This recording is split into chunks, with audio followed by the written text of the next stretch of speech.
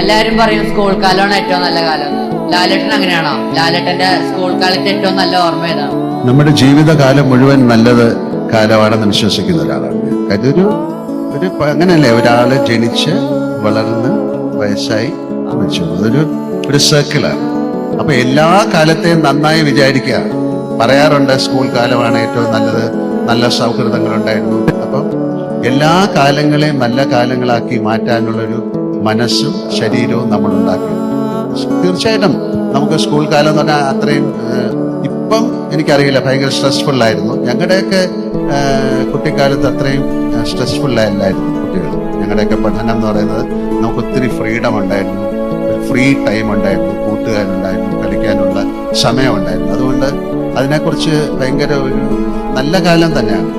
നമുക്ക് എല്ലാ കാലത്തിനെയും നമുക്ക് നല്ലതാക്കി മാറ്റിയെടുക്കാൻ സ്കൂൾ കാലം മുതൽ ശ്രമിക്കും.